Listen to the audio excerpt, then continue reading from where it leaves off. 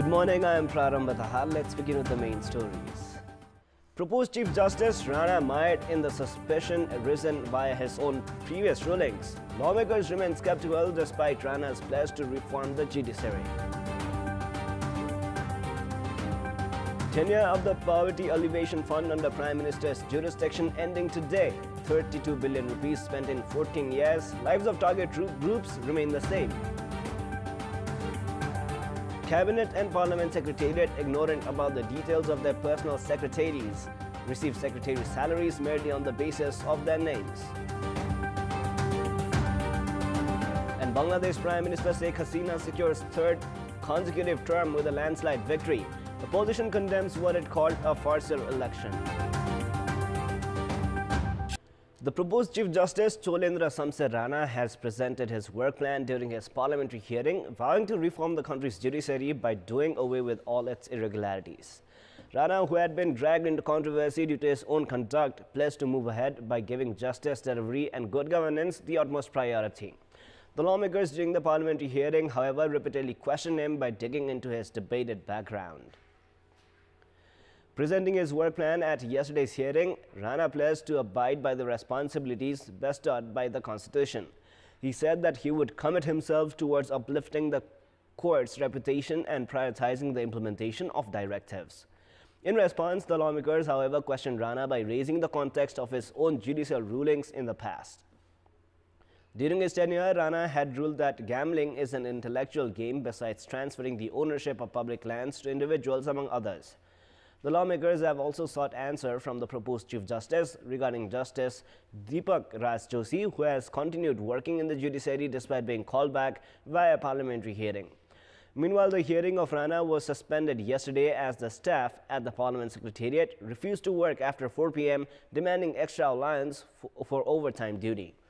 Another hearing has been slated for the 1st of January 2019, the date when the incumbent Chief Justice Om Prakash Mishra is retiring from his position. The provision of depositing the salaries of all public office bearers to their personal bank accounts has been found violated by the government and the federal parliament itself. The salaries of the personal secretaries of ministers and lawmakers have not been deposited to their individual accounts, but to the accounts of the ministers and lawmakers themselves. What appears more ironical is that the cabinet and parliament secretariat are not even informed about the personal details of such officials. Going by the recommendation of the Labour Ministry, the Cabinet had earlier decided to pay the salaries of personal secretaries along with their staff at all government corporations, committees and development projects via their respective bank accounts. However, the Cabinet and the Parliament Secretariat has breached the provision formulated by themselves. The Secretariat has stated that the salaries of personal secretaries have been deposited to the lawmakers' accounts due to the lack of required regulation and procedure in spite of the law. The personal secretaries of ministers get the salary equal to deputy secretary, while the personal secretaries of lawmakers are entitled to the same benefits as of other government officers. As per the existing law, one needs to have at least a bachelor's degree besides being a Nepalese citizen to get the benefits as that of a government officer. However, not even any educational or other criteria have been set for the personal secretaries of ministers and lawmakers, while they randomly receive salaries from the state coffers. The amount is being assigned from the state fund merely on the basis of names provided by the ministers and lawmakers. The public therefore could hardly expect anything from the high-ranking public officials, as the major problems of executing state decisions and formulating laws are themselves mired in irregularities to such an extent. Now moving on, Prime Minister K.P. Sharma Oli has alleged that the elements aimed at disrupting the national unity have become active in recent days. Speaking at a program organized to mark the Thamu Losar festival in the capital, Prime Minister Oli stressed on the need of a joint commitment against the activities aimed at disrupting the national and cultural harmony.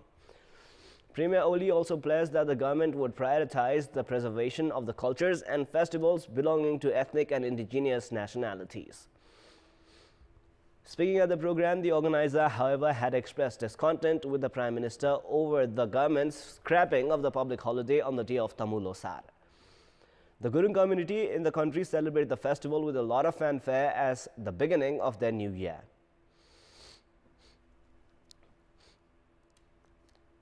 Today is the deadline for the transfer of the jurisdiction of Poverty Alleviation Fund to the Ministry of Cooperatives and Poverty Alleviation from the Prime Minister's office. The fund spent as much as 32 billion rupees in the course of 14 years in the name of poverty alleviation. Out of it, only 14 billion rupees reached the actual beneficiaries, while the remaining were spent for administrative aspects. The Poverty Alleviation Fund was established with the provision of Prime Minister as its chairman, with an objective of doing away with the persistent and abject poverty in the country.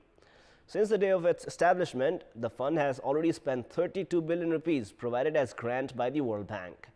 The 14 billion rupees of the fund has been spent via different local community organizations for livelihood development programs like cattle rearing and vegetable farming, among others. The remaining huge portion of 18 billion rupees has, however, been spent on staff salaries and payment for consultants, among other administrative headings.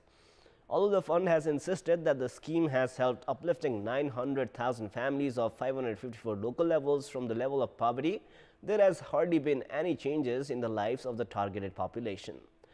Citing that the fund failed to work for the welfare of the country's poor populace, former Minister for Cooperatives and Poverty Alleviation, Chitrabalu Kesi, had called for bringing the fund under the ministry's jurisdiction 3 years ago. The then Prime Minister KP Sharma Oli, however, remained indifferent towards the proposal. During several investigations, it has been revealed that the fund not only committed irregularities in administrative expenses, but also while distributing money via local community organizations. Graft cases in this regard are currently under consideration against 36 individuals involved in the scheme. The Ministry of Cooperatives and Poverty Alleviation, however, has claimed that it would allow such malpractices repeat for the fund has now come under its jurisdiction. The government decided to bring the fund under the ministry's jurisdiction after the World Bank warned of discontinuing its assistance. It is yet to be seen whether the ministry's pledge will actually materialize. Some 500 students of the capital's Sankardev campus have been stranded after the police denied the college administration from using the premises at Jamal's Nepal National Library. The students of MBM had reached Jamal yesterday morning to attend their classes. However, the police administration denied them entry into Jamal premises. Following the police action, the students held their classes on the pavement itself as a sign of protest. Following the 2015 April earthquake, the Tribhuvan University had given permission to Sankardev College to operate their classes at the Nepal National Library building. However, the library has now issued a notice to vacate the occupied building. The BBM students are now worried about the approaching exams in 2 months' time. The Constitution has clearly determined the rights and privileges of mayor and deputy mayors along with the chairman and vice chairman of rural municipalities. However, a persistent dispute has emerged in Dhanusa district due to the local representatives' failure in living up to their responsibilities. The differences among the people's representatives themselves has been hampering the district's development works. The elected representatives and government employees in the district regularly attend a morning session when they vow to perform their duties with honesty and dedication. They, however, often do not abide by their own commitment towards professional integrity but resort to interference on others' works, along with the blame game and altercations against each other.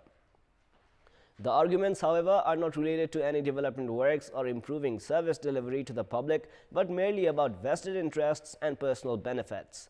The dispute as such has now become frequent at all the 18 local levels of Dhanusa district.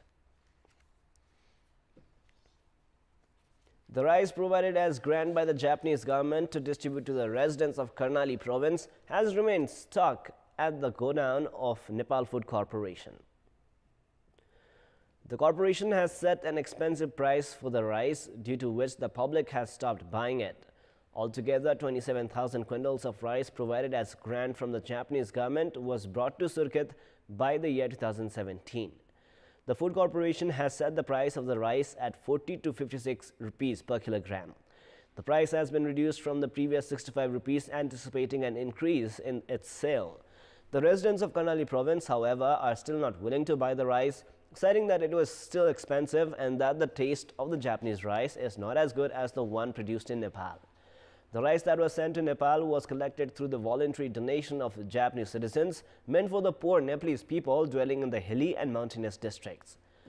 The rice has been stocked at the storage facility due to the corporation's attempt to acquire undue interest while selling the crop that was otherwise provided for free by the Japanese government. Experts are of the view that the price should be further reduced so as to only cover the expenses incurred during its supply. They have warned that the rice would otherwise go to waste in the godown without coming into any use for the ones who actually need it. The Local Government Operation Act has assigned the responsibility of managing the school level education to local levels. In this context, we had asked the officials of the local levels in Rupandehi how are they planning to improve the infrastructural and education management of the local schools. Let us now take a look at what they had to say. Public voice. प्रत्येक विद्यालयमा सुरुवात गरेछ बाल विकास कक्षाको 5-5 लाख रुपैयाँ त्यो व्यवस्थित गर्नको लागि दिएका छौं र साथै ई हाजिरीको लागि अटेन्डेन्सको लागि प्रत्येक विद्यालयमा जडान गर्नको लागि त्यो पनि सुरु गरिसकेका छौं 1 2 3 4 पढ्ने विद्यालयहरुलाई हामीले कार्पेट र यो गर्मीमा चाहिँ यो हामीले कक्षा कोठादेखि यो पङ्खादेखि लिएर सबै व्यवस्थामा त्यस्तो पढाउँदैन टिचरहरु राजनीति गर्छ त्यहाँलाई गएर डेली मैले उनीहरुलाई डाँट फटकार लगाउँछु 3400 विद्यार्थीलाई एक साल पुग्ने गरी कति कलम लाग्छ कति कापी लाग्छ र झोला अनि ड्रेस हामीले बनाइदिन्छौं भने मैले परिपत्र जाहेर गरे बुटुल उपमहानगरपालिकाले प्रारम्भिक तहका बच्चाहरूलाई चाहिँ खाजा कार्यक्रम हामी सुरुवात गरेका छौं कक्षा कोठालाई हाइली फर्निशिङ गर्ने सहज ढंगले चाहिँ पठन पाठन गर्न मिल्ने वातावरण सृजना गर्ने र त्यसमा पढाउने शिक्षकहरूलाई चाहिँ नियमित तालिमको चाहिँ व्यवस्था चाहिँ गर्ने प्रक्रिया पनि चाहिँ अगाडि बढाएका छौं के कमी छ कक्षा कोठादेखि विद्यालय परिसरसम्म त्यो भौतिक साधन स्रोतको व्यवस्थापन गर्ने अलिकता बढी पैसा छुटी आएछ शिक्षाको लागि तर म त्यो स्कुलमा गएर एक हप्ता 10 दिनमा त्यहाँ ज्यादा म टिचरहरूलाई पनि अलिकता टाइट गर्छौं